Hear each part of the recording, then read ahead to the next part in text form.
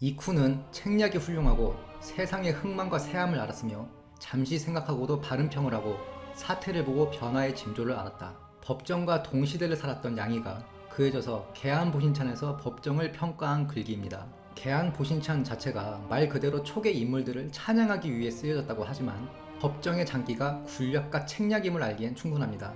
최근 법정에 대한 재평가가 활발하게 이루어지고 있는데 제갈량을 까서 법정을 올려치기 하는 사례는 다소 아쉬운 점입니다.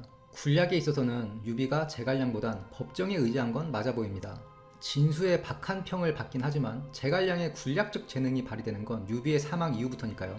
또한 유비 이촉 시 법정의 관직이 제갈량보다 높았던 것 역시 사실이죠. 그러나 제갈량의 직위가 자포장군 중 하나인 군사장군에 불과했지만 당시 유비의 공식적 지위가 좌장군이었고 군사장군은 좌장군의 보좌직으로 즉 유비의 직무대행이자 병참 등 가장 핵심적인 실무를 총괄하는 자리였습니다. 당시 유비 세력은 입촉부터 익주파와 형주파가 공존했는데 이게 계속돼서 추후에 이엄과 제갈량의 대립까지 가죠. 정치적으로 유비 입장에서는 익주파를 적당히 우대해주면서도 그렇다고 그들을 100% 믿을 수가 없어 익주파들에게 직급은 대우해주되 중요한 실무는 형주파에게 장악토록 한 것으로 충분히 해석할 수 있습니다.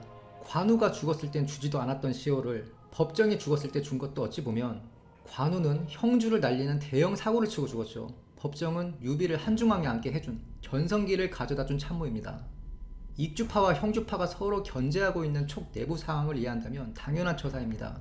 오늘 손찬희 형은 재평가로 주가가 떡상한 법정에 관해 알아봅니다.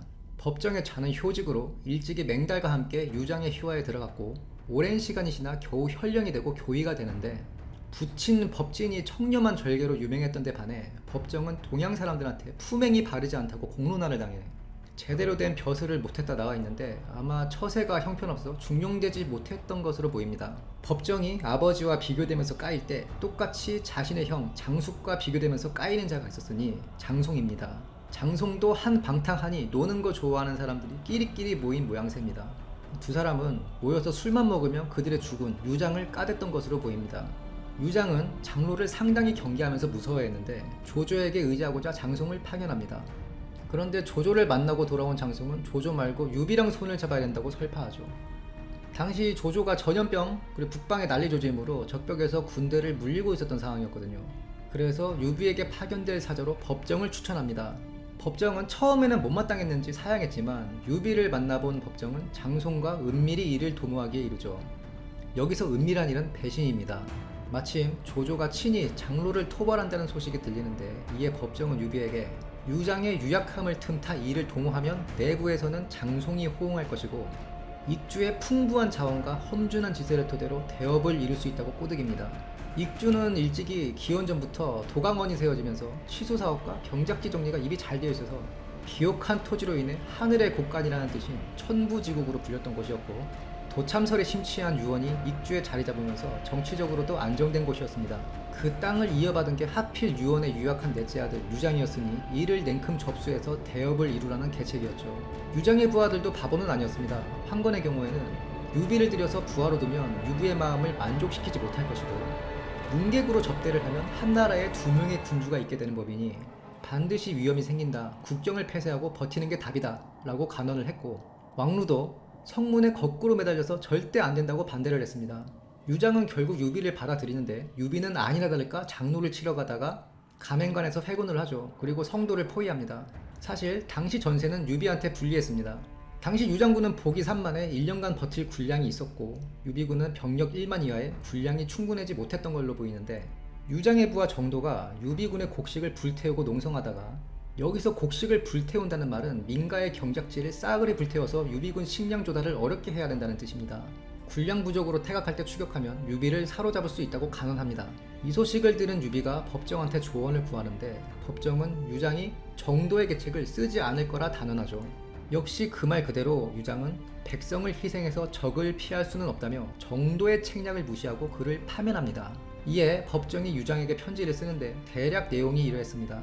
배신한 건 미안한데 이제 승산이 없다. 장비가 이미 파동 지역을 평정하고 수만 군사를 끌고 오고 있고 영토의 3분의 2가 이미 유비 손에 넘어갔으며 그 배후에는 손검까지 있다.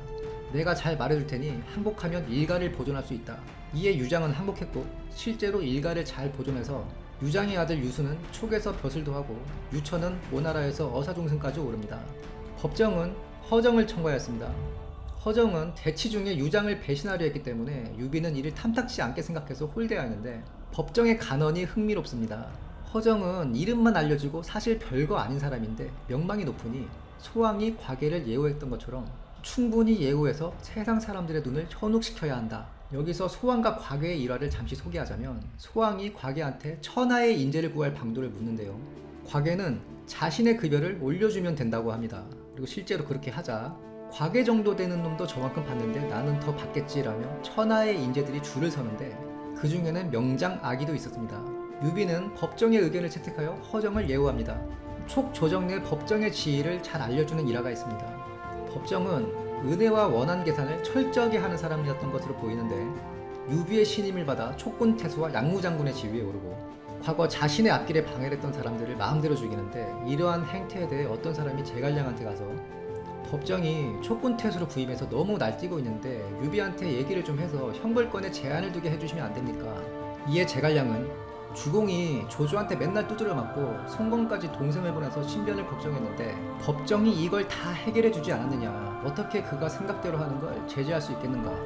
사실 이 일화는 당시 형주파의 대표로 할 수 있는 제갈량과 익주파의 대표 법정 간의 미묘한 정치적 관계에서 제갈량이 정치적 분란을 피하려 했던 것으로 해석할 수도 있습니다. 유비의 한중왕주기는 법정의 작품이라 할 수 있습니다. 법정은 조조가 장로를 쉽게 도모하고도 밀고 내려오지 않는 이유가 분명히 있을 것이라며 한중으로의 진격을 건의합니다. 그리고 적진영에 불을 놓고 총대장 하우연의 병력 분산을 유도하는 전략으로 정군산에서 하우연을 전사시키죠. 이 상황을 보고받은 조조가 유비가 이 정도는 아니다, 필시 다른 사람의 가르침을 받은 것이다 라고 말해 법정의 계책에 대한 평가를 높여주는 사례로 남아있습니다. 사실 정사에 기록된 유비의 군량 역시 둘째가라면 서러울 정도인데 이 부분에서 배송지 역시 법정이 먼저 책략을 유비에게 간언했을 뿐 그 책략을 받아들이는 건 군주의 목 아닌가. 유비가 가르침을 받아야 될 정도로 지혜롭지 못하다 생각한다면 그건 잘못된 생각이다 라고 주석을 남겨놓았습니다. 조조가 이후에 장안에서 출병했지만 이미 예봉이 꺾인 상태라 조조는 결국 낙양으로 철군합니다. 이때가 법정의 커리어 하이. 유비가 한중을 차지하고 한중왕으로 오르고 법정은 그 공으로 상서령에 오릅니다. 그리고 불과 1년이 지나 45세에 사망합니다. 유비는 며칠 동안이나 그의 죽음을 눈물로 애도하였고 유일하게 이쿠라는 시호를 주었습니다. 훗날 유비가 이릉대전에서 대패해서 백제성에 주둔할 때 제갈량의 탄식으로 영상을 마무리합니다. 법정이 살아있었더라면 주공을 말릴 수 있었을 것이고 설령 말리지 못했다 하더라도 위태한 지경까지는 안 갔을 것인데 배송지가 곽가에 빗댄 책략가 법정이었습니다. 영상이 유익하셨다면 좋아요, 구독, 알람 설정 부탁드리며 다음 시간에는 유언편으로 뵙겠습니다. 감사합니다.